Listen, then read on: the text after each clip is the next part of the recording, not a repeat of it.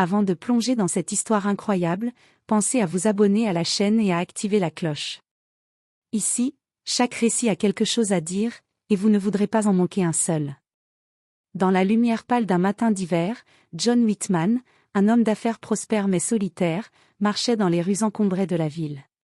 Sa voiture l'avait laissé loin de son bureau, et pour la première fois depuis longtemps, il observait les passants sans hâte.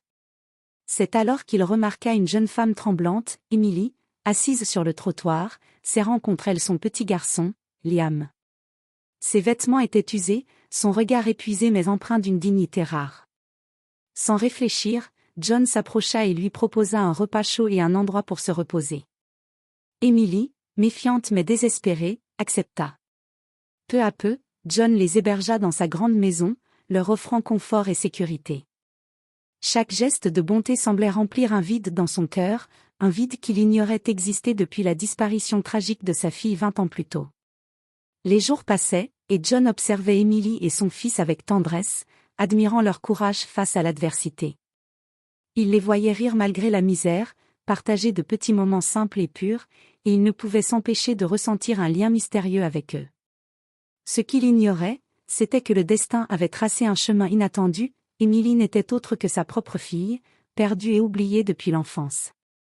Ce matin-là, en préparant le petit déjeuner pour eux, John sentait une étrange familiarité dans ses gestes et ses sourires.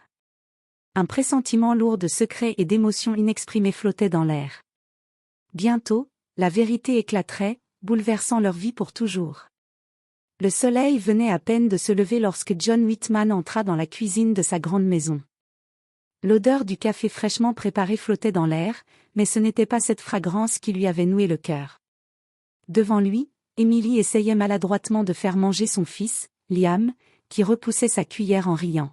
« Laisse-moi t'aider », dit John doucement, posant sa main sur le bras d'Emily. Elle sursauta légèrement, mais il ne s'offusqua pas. Il connaissait ces moments de méfiance, ces gestes qui viennent de la peur et de l'habitude de la rue. « Merci, je ne voulais pas vous déranger, » murmura Emily, baissant les yeux. « Tu ne me déranges pas. »« Pas du tout, » répondit-il avec un sourire réconfortant. « Je veux juste que vous soyez en sécurité ici. » Liam gigota sur la chaise et attrapa la main de John. « Merci, monsieur », s'exclama-t-il avec un enthousiasme innocent. John sentit son cœur se serrer, ce petit garçon lui rappelait une époque qu'il avait perdue, un fragment de sa propre vie qu'il n'avait jamais pu retrouver. Les jours suivants, John observait Emily avec un mélange de curiosité et de fascination. Chaque sourire qu'elle offrait à son fils, chaque geste attentionné, lui semblait étrangement familier.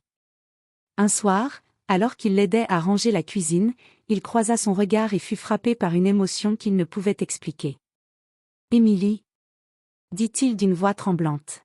« Il y a quelque chose dans ton regard, quelque chose de familier. » Emily le fixa, un frisson parcourant son échine. « Je ne sais pas de quoi vous parlez, » répondit-elle, mais une lueur de curiosité et de peur brillait dans ses yeux. John détourna le regard, tentant de contenir un mélange d'angoisse et d'espoir. Ce pressentiment, ce sentiment d'une connexion plus profonde, ne le quittait pas. Il ignorait encore que le destin préparait la révélation qui allait bouleverser leur vie pour toujours. Les semaines passaient, et Emily et son fils s'adaptaient doucement à la grande maison. John les observait souvent en silence, fasciné par leur résilience et leur complicité. Pourtant, une tension invisible flottait dans l'air, une sensation que quelque chose d'important n'avait pas encore été révélé. Un après-midi, alors qu'Emily rangeait le grenier avec John, elle tomba sur une vieille boîte poussiéreuse. Elle l'ouvrit par curiosité et en sortit quelques photos anciennes. L'une d'elles fit battre le cœur de John plus fort, une petite fille aux yeux verts, tenant un doudou abîmé. La ressemblance était frappante. Il sentit un vertige le saisir. « Emily » dit-il doucement, sa voix tremblante. « Où as-tu eu ces photos ?» Emily leva les yeux, confuse. « Oh, c'est ma mère qui me les avait données, il y a longtemps. » Son sourire était hésitant, comme si elle pressentait que quelque chose d'important allait arriver.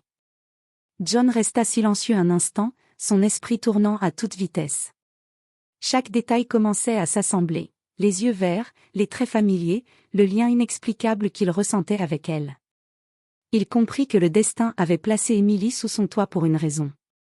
Cette nuit-là, John ne dormit presque pas. Il se leva et observa Emily et Liam dormir paisiblement dans le salon. Les souvenirs de sa fille disparue, perdue depuis 20 ans, ressurgirent avec une intensité déchirante. Son cœur lui disait la vérité, mais sa raison hésitait à l'accepter. Le lendemain matin, il décida d'agir avec prudence. Il voulait confirmer ce pressentiment avant de tout révéler. Il commença à poser des questions subtiles, à évoquer des souvenirs anciens, à observer ses réactions. Emily répondait avec innocence, mais John remarqua chaque frémissement, chaque hésitation, chaque regard fuyant. La vérité se rapprochait, et il savait que le moment venu, tout allait éclater. Le lien entre eux n'était pas seulement émotionnel, il était familial, indestructible, et le destin allait bientôt le révéler au grand jour. Ce matin-là, le soleil baignait la maison d'une lumière dorée, mais dans le cœur de John, une tempête se préparait.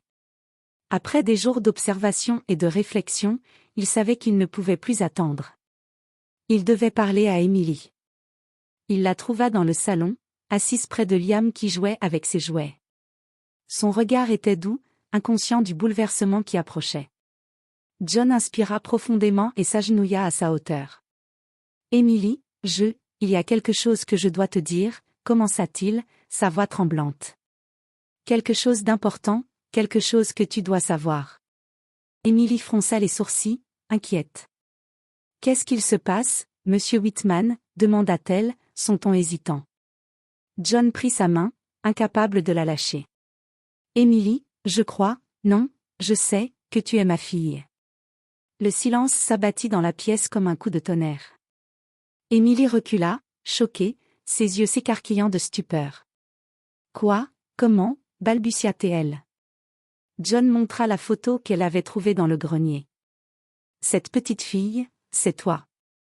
Tu as été perdue il y a 20 ans, et le destin nous a réunis aujourd'hui. » Emily tremblait, incapable de parler. Liam s'approcha et serra sa jambe, sentant que quelque chose d'énorme venait de se produire. Les larmes commencèrent à couler sur le visage d'Emily alors qu'elle regardait John, incrédule. « Mon père ?» murmura-t-elle finalement, sa voix brisée par l'émotion. « Tout ce temps, je vous cherchais. » John sentit un mélange de soulagement et de chagrin. Il la serra dans ses bras, sentant le poids des années perdues fondre dans ce moment unique. « Moi aussi, Emily, moi aussi. Je n'ai jamais cessé de te chercher dans mes rêves et mes souvenirs. » Dans le salon silencieux, le passé et le présent se rejoignirent. Le destin avait joué son jeu cruel, mais aujourd'hui, il offrait une seconde chance, celle de reconstruire une famille brisée et de guérir les blessures d'un passé douloureux. Les jours suivants furent emplis d'émotions intenses. Emily et John apprenaient à se connaître, à combler les années perdues avec des gestes simples, des paroles douces et des silences partagés. Chaque moment devenait précieux, chaque sourire un pont entre le passé et le présent. John installa Liam dans une chambre rien que pour lui, décorée avec des jouets et des livres qu'il avait gardés pour son futur petit-fils sans même le savoir. Emily, touchée par chaque détail, sentit son cœur s'ouvrir complètement. Elle voyait en John non seulement un père, mais aussi un homme capable de comprendre la douleur et l'amour perdu. Un après-midi, ils se retrouvèrent tous les trois dans le jardin. Le soleil illuminait la pelouse, et Liam courait en riant, tenant une petite balle dans les mains. Emily s'assit près de John, ses yeux brillants de larmes retenues. « Je n'arrive pas à croire que tout cela soit réel. » murmura-t-elle. John sourit doucement. « Moi non plus, mais regarde-le, Liam. Regarde ce que nous avons maintenant. Une chance de reconstruire, ensemble. » Ils passèrent la journée à parler, à partager des souvenirs d'enfance oubliés et des histoires jamais racontées. Emily raconta ses années de lutte, sa vie dans la rue et son espoir silencieux de retrouver sa famille. John écouta, la serrant dans ses bras à chaque pause, conscient que chaque mot renforçait le lien qu'ils avaient perdu depuis si longtemps. Le soir venu, Emily se leva et s'adressa à John avec une émotion sincère. « Merci, pour tout ce que tu fais pour nous. Pour moi et pour Liam. Je n'aurais jamais imaginé retrouver mon père de cette façon. John posa sa main sur son épaule. Le destin nous a séparés, mais il nous a aussi réunis. Nous avons maintenant une chance de tout réparer. Et je ne te laisserai jamais partir à nouveau. Dans cette maison, autrefois silencieuse et vide, résonnait désormais la chaleur d'une famille retrouvée.